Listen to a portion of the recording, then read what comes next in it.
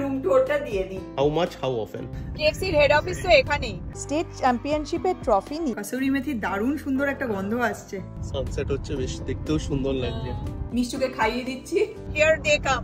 ওরা হচ্ছে state champion. চারিদিকে খালি সবুজ আর সবুজ। ঠান্ডা জলে পনির গুলোকে। এই দেখো আমরা পরে স্টেট ইন্ডিয়ানায় ঢুকে গেলাম। আমাকে জাস্ট যেরকম ড্রাইভ করতে বলে বাস আসছে।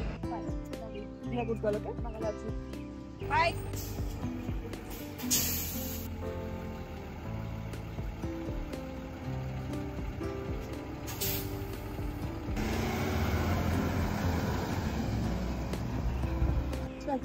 হ্যালো বন্ধুরা, আশা করি তোমরা সবাই খুব ভালো আছো, সুস্থ আছো। আমি গারবিন চাও, welcome back to another blog. আজকে বৃহস্পতিবার, আমরা সকাল সকাল হেঁটে মিষ্টুকে বাস স্টপে ছেড়ে দিলাম। মিষ্টু স্কুল চলে গেল। তোমরা হয়তো ভাবছো যে উইকের মাঝখানে আমরা দুজন কি করছি অফিস টফিস বাদ দিয়ে।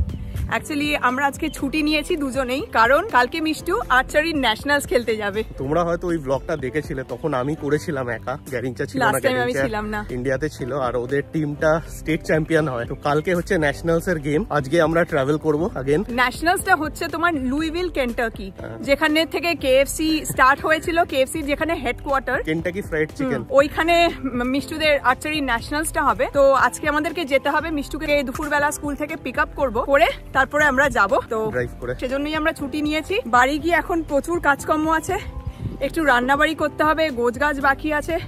সবকিছু দেখে শুনে নিয়ে তারপরে দুপুরবেলা বেরোবো। আজকে ওয়েদারটাও দারুণ আছে। হ্যাঁ, ভীষণ ভালো লাগছে, রোদ্দুর উঠেছে, হাওয়া দিচ্ছে, দারুণ ওয়েদার। অ্যাকচুয়ালি স্প্রিং সামারটা এখানে ভীষণই প্লেজেন্ট, ওই জন্য হাঁটতে বেরোলে খুব ভালো লাগে। আমাদের সেরকম সুযোগ হয় না উইকেন্ড ছাড়া, বা যাই হোক ওই জন্যই আমাদের ছুটি নেওয়া। তো আজকের ব্লগটা একটু অন্যরকম আর খুব স্পেশাল, কারণ আগের বার তো আমি ছিলাম না, বিদ্যুৎ আর মিষ্টু ছিল, এবার আমিও আছি। আমরা খুব এক্সাইটেড, কিন্তু সাথে ভীষণ টেন্সড, ওয়ারিড। তো দেখা যাক কি হয়। আজকের থেকে পুরোটাই তোমাদের সাথে আমরা শেয়ার করব, তোমরা দেখতে থাকো। আশা করি আজকের ব্লগটা তোমাদের খুব ভালো লাগবে। আমরা বাড়িতে চলে এসেছি, আর দেখো গাছে কি সুন্দর গোলাপ ফুল হয়েছে। হলুদ রঙের ফুলগুলো দেখতে দুর্দান্ত লাগছে। এটা সিজনের ফার্স্ট গোলাপ। এইদিকেও হয়েছে, দেখো এই যে এই গাছটায় হয়েছে, ওই গাছটায় তো পুরো ভর্তি হয়ে গেছে, আর প্রচুর কুড়ি এসছে। হ্যাঁ, তো ভালো লাগছে। আর এই গাছটা তো মানে ফুলের প্রেসার নিতে পারছে না, সুন্দর লাগছে গাছটা। মানে ডালগুলো মাটিতে ঝুলে যাচ্ছে, এতটাই ভারী হয়ে গিয়ে এত ফুল হয়েছে। আর একটা গোলাপ গাছ আমাদের, এই গাছটাও ভর্তি হয়ে গেছে, প্রচুর ফুল হয়েছে, প্রচুর। গাছগুলোকে আর একটু ট্রিম করে দিতে হবে। দারুণ লাগছে দেখতে, এত সুন্দর ফুল হয়েছে। চলো এখন তাহলে ভেতরে যাওয়া যাক, প্রচুর কাজকর্ম বাকি আছে। আমরা প্রায় 3-4 দিন মতো থাকবো না বলে বিদ্যুৎ এখন আমাদের গাছগুলোর ব্যবস্থা করছে। এই যে দেখো, যে গাছগুলো আমরা বাইরে করে দিয়েছিলাম, তুলসী গাছ, বেল ফুল গাছ, তারপরে মেহেন্দি গাছ, এইদিকে লঙ্কা গাছ, টমেটো গাছ, সেগুলোকে আবার আমরা ভেতরে নিয়ে চলে এসেছি। এই যে তার সাথে সাথে আমরা এটাও লাগিয়ে দিচ্ছি, কারণ ঘরের ভেতরে পর্দা টর্দা দিয়ে যাবো। আর গাছগুলো বাইরে থাকলে জল দেওয়া হবে না বলে ভেতরে এনে, এই যে তোমাদের যদি মনে থাকে, যারা তোমরা আমাদের লাস্ট ইয়ার ব্লগ দেখেছিলে, আমরা একটা ইনডোর ইরিগেশন সিস্টেম কিনেছিলাম গাছে জল দেওয়ার জন্য। সেটাই এই গাছগুলোর সাথে ব্যবস্থা করে দিয়ে যাচ্ছি, যাতে প্রত্যেকটা গাছ ভালোভাবে জল পায়, যতটা জল দরকার। কারণ এখন গরম পড়েছে, তো একটু জল না পেলে গাছগুলো মরে যেতে পারে। তো সেই জন্য এটা লাগিয়ে দেবো। আর এটাও অন করে দিয়েছি, কারণ ঘরের ভেতরে তো সানলাইট বা সানরাইজ আসবে না। তো এটা থেকে অ্যাটলিস্ট 3-4 দিন মানে গাছগুলো সুস্থ থাকবে, আর্টিফিশিয়াল লাইটটা পাবে। গাছ ভীষণ প্রিয় আমাদের, আর গাছেরও প্রাণ আছে, সেই টেক কেয়ার করা উচিত। আমরা যদি গাছ কিংবা এনভায়রনমেন্টের টেক কেয়ার না করি, তাহলে কিন্তু আমাদেরই বিপদ। এই যে জলটা সেট করছি, হাউ মাচ হাউ অফেন। আমি এখন মোটামুটি 250 ml করে জল দেবো প্রত্যেকটা টবে, আর এভরি ওয়ান ডে একটুখানি শুধু টেস্ট করে দেখে নেবো। হ্যাঁ, এই যে দেখো জল পড়ছে, প্রত্যেকটা গাছেই পড়ছে। এই যে যতটা জল দরকার ততটাই যাবে। গাছের ব্যবস্থা একদম ডান, এবার গিয়ে রান্নাটা করে ফেলি। হ্যাঁ, বাইরের গাছগুলো নিয়ে তো চিন্তাই করতে হবে না। এই যে বাইরের গাছগুলো তোমাদের সাথে শেয়ার করেছিলাম, কসকোর থেকে আনা এই যে সেলফ ওয়াটারিং প্ল্যান্টারটায় লাগিয়েছি। সেটা দেখো গাছগুলো, কালকে বৃষ্টি হয়েছে, বেশ কিছুদিন ধরে বৃষ্টি হচ্ছে, কি ফ্রেশ লাগছে না গাছগুলো, জল দিয়ে একদম তাজা হয়ে রয়েছে। আর এই যে দেখো তলায় যে জল আছে, তার প্রমাণ হলো তোমাদেরকে আমরা আগের ব্লগে বলেছিলাম, এই যে ফুলটা উঠে রয়েছে, মানে ভেতরে একদম জল ভর্তি। সুতরাং এটা নিয়েও চিন্তা করার ব্যাপার নেই, এখানেও জল আছে। আর কাল পরশু এখানে বৃষ্টি হবে, জল কমে যাওয়ার ব্যাপার নেই। হ্যাঁ, চল তাহলে ভেতরে গিয়ে রান্নাটা স্টার্ট করি। রাতের জন্য আমরা এখন আলু পনিরের দম বানিয়ে নিচ্ছি, কারণ আমাদের পৌঁছাতে অলমোস্ট 9টা বাজবে। হ্যাঁ, এখান থেকে বেরিয়ে আমরা মিষ্টুকে স্কুল থেকে পিক আপ করবো। তার আগে মিষ্টু স্কুলে আজকে প্যারেড আছে। হ্যাঁ, মিষ্টু স্কুলে আজ প্যারেড আছে, কারণ ওরা হচ্ছে স্টেট চ্যাম্পিয়ন। সবাই এসে ওদেরকে গুড উইশেস বলবে, ওদের স্কুলের এবং সব প্যারেন্টসরা এসে। তো ওটা একটা খুব সুন্দর ইভেন্ট, সেটা তোমাদের সাথে শেয়ার করবো আজকে। তো স্কুল থেকে মিষ্টুকে পিক আপ করে বেরোতে বিকেল হয়ে যাবে, আর ওখানে পৌঁছাতে রাত্রি হয়ে যাবে। কেন্টাকি তো ইস্টার্ন টাইম জোন ফলো করে, তো এখানে যদি 9টা বাজে কেন্টাকিতে তখন 10টা বাজবে। আর অত রাত্রিরে গিয়ে হোটেলের আশেপাশে তো সেরকম ইন্ডিয়ান রেস্টুরেন্টও নেই, আর রাতে একটু ইন্ডিয়ান খাওয়ার জন্য আমাদের একটু ক্রেভিং হয়। তো সেই জন্য আমরা একটু আলু পনিরের দম বানিয়ে নিচ্ছি, আর সাথে নান নিয়ে যাব। হ্যাঁ, নান নিয়ে যাব। স্টার্ট করি আমি তাড়াতাড়ি। এই যে পনির নুন হলুদ লঙ্কা দিয়ে ম্যারিনেট করে রাখা, বড় বড় করে কেটে নিয়েছি। হালকা একটু ভেজে নিচ্ছি। পনির গুলো ভেজে নিলে তার টেস্ট অন্যরকম হয়ে যায়, তাই না? বেশি ভাজবো না, জাস্ট হালকা করে টেপিট করে নেবো। হ্যাঁ, পনির গুলো ভাজা হয়ে গেছে। এবার আমি ঠান্ডা জলে পনির গুলোকে তুলে নেবো, যাতে নরম থাকে। হ্যাঁ, এই যে এখানে ঠান্ডা জল আছে, ঠান্ডা জলে ভাজা পনির ডুবিয়ে দিলে পরে খুব সফট থাকবে।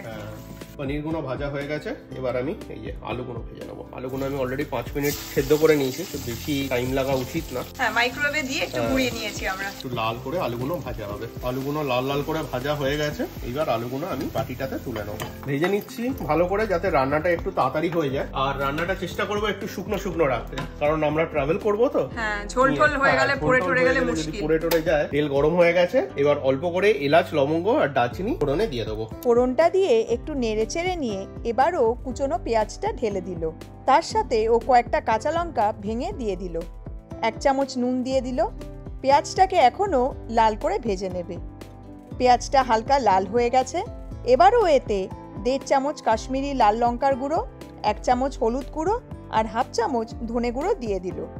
মশলাগুলো দিয়ে সামান্য একটু নেড়েচেড়ে নিয়ে এবারও আদা রসুন আর কাঁচা লঙ্কা পেস্টের এই জলটা কড়াতে ঢেলে দিচ্ছে, যাতে মশলাটা পুড়ে না যায়। এতে 1 কোয়া রসুন, অল্প আদা আর 1টা কাঁচা লঙ্কা আছে। মশলাটা 1-2 মিনিট একটু নেড়েচেড়ে নিয়ে এবারও এতে 2টো ছোট সাইজের টমেটো কুচি দিয়ে দিল। এবার মশলাটাকে ভালো করে কষিয়ে নিতে হবে। আলু পনিরের দমে ধনেপাতা দেবো বলে নিজেদের বাড়ির গাছ থেকে একটু ধনেপাতা কেটে নিচ্ছি। এই যে কি দারুণ লাগছে না? অল্প একটু লাগবে, বেশি তো তরকারিটা নেই, তো এতটুকুই এনাফ। মশলাটা মোটামুটি 50% মতো কষে গেছে। এবারও এই ভাজা আলুগুলো দিয়ে মশলাটাকে কষাবে। আর এই রান্নাটা করতে যেটুকু জল লাগবে সেটাও এই পনির ভেজানো জল দিয়েই করবে, তাতে রান্নাটার টেস্টটাও বাড়বে। এবার ঢাকনা দিয়ে লো ফ্লেম করে ও মশলাটাকে 5 মিনিট কষিয়ে নেবে। প্রায় 6 মিনিট হয়ে গেছে। আর দেখো মশলার থেকে তেল ছেড়েও আসছে, আর আলুগুলোও ভেঙে যাচ্ছে। এবারও এতে এই ফ্রোজেন কড়াইশুঁটিগুলো দিয়ে দিচ্ছে। তার সাথে ও অল্প করে এই পনির ভেজানো জলও ঢেলে দিল। একটু নেড়েচেড়ে নিয়ে এবারও এই ভাজা পনিরগুলো কড়াইতে ঢেলে দিচ্ছে। পনিরগুলো গ্রেভির সাথে খুব ভালো করে মিক্স করে নিয়ে এবারও অল্প করে কাসৌরি মেথি হাতে রাব করে কড়াইতে দিয়ে দিল। এবার ফাইনালি আর একবার ভালো করে সব কিছু নেড়েচেড়ে নিয়ে অল্প করে কুচনো ধনেপাতা ও ওপর দিয়ে দিল। আমাদের আলু পনিরের দম একদম রেডি হয়ে গেছে। আলু পনিরের দমটা মোটামুটি ঠান্ডা হয়ে গেছে। এবার এটাকে টিফিন বক্সে তুলে নেব। কাসুরি মেথি দারুণ সুন্দর একটা গন্ধ আসছে। কাসুরি মেথিটা পনিরের সাথে খুব ভালো যায়। এক্স্যাক্টলি। টিফিন বক্সটা বেশ বড় আছে, অনেকটাই হেঁটে যাবে। আজকে রাত্রির ডিনারে হলো নান, তার সাথে আলু পনিরের দম। এই যে নিয়ে নিয়েছি। এবার ফাইনালি গাছের যে রিমেনিং ধনেপাতাটা ছিল সেটা উপর দিয়ে দেবো। আলু পনিরের দম একদম রেডি হয়ে গেছে। এবার এটাকে আমরা প্যাক করে নেব। খাবার দাবার গোছগাছ করা হয়ে গেছে। এবার ডিশ ওয়াশারের মধ্যে আমি সব বাসনগুলো তুলে দিচ্ছি। ডিশ ওয়াশারটা যাওয়ার আগে চালিয়ে দিয়ে যাবো। যা যা বাসন হয়েছে টুকটাক আমাদের টিফিন বক্স টক্স আর আজকের বাসন, রান্নাবাড়ির জিনিসপত্র, সেগুলো সব ঢুকিয়ে দিলাম। মোটামুটি ভরে গেল। দেখ, সকালে চা খাওয়ার কাপ, মিষ্টু ব্রেকফাস্টের বাটি সবই দিয়ে দিয়েছি। এবার ডিশ ওয়াশারের সোপটা দিয়ে দিলাম। এবার চালিয়ে দেবো ডিশ ওয়াশার। পাওয়ার, টার্বো, স্টার্ট হয়ে গেল। ডিশ ওয়াশার চালু। এবার আধ ঘন্টা গিয়ে আমরা একটু রেস্ট নেব, তারপর লাগেজ টাগেজ গুলো গাড়িতে তুলবো তোমাদের সাথে। তখন তাহলে আবার কথা হচ্ছে। মোটামুটি 1 ঘন্টা মতো বসে আমরা একটু রেস্ট নিয়ে নিলাম। এবার লাগেজ গুলো গাড়িতে তুলবো। তার আগে লাস্ট মোমেন্টে একটু চেক করে নিচ্ছি যে যা যা নেওয়ার ছিল সেগুলো নেওয়া হয়েছে কিনা। আমার কোথাও বেরোবার থাকলে না একটা টেনশন শুরু হয়ে যায় যে সবকিছু নিয়ে যাচ্ছি কিনা, ভুলে গেলাম না তো ওষুধপত্র। তো এই যে আমাদের এই লাগেজটা, একদিকে বিদ্যুতের জিনিসপত্র, একদিকে আমার, আর ওই যে ওটা মিষ্টুর লাগেজ। আর তার সাথে এখানে এটা বিদ্যুতের ব্যাকপ্যাক, সাথে আমার কিছু টুকটাক জিনিসপত্র, আর এটা হলো মেন খাবার দাবারের জিনিসপত্র। কালকে অফিস থেকে ফেরার সময় এই টুকটাক চিপস, কেক, একটু চকলেট এইসব নিয়ে এসেছি, কারণ যেতে তো মোটামুটি 4 থেকে 5 ঘন্টা মতো লাগবে। তো রাস্তায় যদি খিদে পায়, অচেনা জায়গায় দাঁড়াবার থেকে একটু সাথে থাকলে পরে, জল তো গাড়িতেই আছে, এগুলো থাকলে টুকটাক মোটামুটি চলে যাবে। খেতে যেতে বেশ ভালো লাগে। হ্যাঁ। তো এবার ফাইনাল সুটকেস বন্ধ করে দিচ্ছি, তারপরে গাড়িতে সব তুলবো। কোথাও যাওয়ার হলে না মানে হাঁপিয়ে যাই, এত কিছু গোছাতে গোছাতে। সারা সপ্তাহে তো টাইম হয় না। এই লাগেজগুলো কালকে মিষ্টি শুয়ে পড়ার পরে আমরা গুছিয়ে নিয়েছি সব। ফাইনাল প্যাকিং ডান। ফাইনালি এবার লাগেজ পত্রগুলো গাড়িতে তুলে নিচ্ছি আমরা। ওই যে মিষ্টুর বো অ্যান্ড অ্যারোটা ওইদিকে, সবথেকে ইম্পর্টেন্ট জিনিস। হ্যাঁ, ওটা ছাড়া তো চলবেই না। ব্যাস ডান। আমরা বেরিয়ে পড়েছি। এই যে বিদ্যুৎ ড্রাইভ করছে। সবার আগে এখন আমরা মিষ্টু স্কুলে যাব। ওখানে ওদের গুড লাক প্যারেডটা হবে। প্যারেডটা দেখে তারপর মিষ্টুকে পিক আপ করে তারপর আমরা কেন্টাকির উদ্দেশ্যে যাত্রা শুরু করব। আমরা মিষ্টু স্কুলে চলে এসেছি। আর দেখো, সব বাবা মারা যাদের ছেলেমেয়েরা কাল আর্চারির ন্যাশনালসে পার্টিসিপেট করবে, তারাও সবাই চলে এসেছে। সাথে স্কুলের সব বাচ্চারাও এখানে আছে, যারা সবাই আজ আর্চার্সদেরকে গুড লাক উইশ করবে। ওই যে স্টেট চ্যাম্পিয়নশিপের ট্রফি নিয়ে মিষ্টুদের আর্চারির টিমটা হলওয়ের দিকে আসছে। সবাই ওদেরকে দেখে হাততালি দিচ্ছে আর গুড লাক উইশ করছে, যাতে ওরা ন্যাশনালসেও চ্যাম্পিয়ন হয়। এই যে মিষ্টু আমাদের দেখে হাত নাড়ছে। ন্যাশনালসের উদ্দেশ্যে রওনা দেওয়ার আগে মিষ্টুদের টিমটা এইভাবে পুরো স্কুলে ট্রফি নিয়ে প্যারেড করবে। ওই যে ওরা চলে এসেছে। সবাই আজ ভীষণ ভীষণ খুশি যে স্কুল টিম আর্চারির ন্যাশনালস খেলতে কেন্টাকি যাচ্ছে। আর একদম শেষে এই যে মিষ্টুদের কোচ। বাচ্চাদের আর্চারি শেখানো, তাদের সাথে কঠিন পরিশ্রম, আর্চারির সব খুঁটিনাটি এবং টিমের এই অভাবনীয় সাফল্যের পেছনে ওনার অবদান অপরিসীম।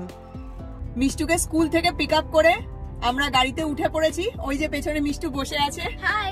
এবার আমরা স্টার্ট করব টুয়ার্ডস কেন্টাকি। যেতে কতক্ষণ লাগবে রে? অলমোস্ট 5 ঘন্টা। ট্রাফিক নিয়ে 5 ঘন্টা, তার মধ্যে রাস্তায় ডিলে দেখাচ্ছে, কোথাও অ্যাক্সিডেন্ট হয়েছে, তো জানি না কতক্ষণ মোটামুটি লাগবে।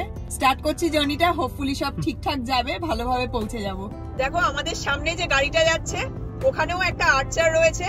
আর দেখো গাড়ির কাচের মধ্যে কি লেখা আছে, ন্যাশনালস হিয়ার দে কাম। ওখানে আবার একটা তীরের ছবিও দেওয়া আছে, দেখ।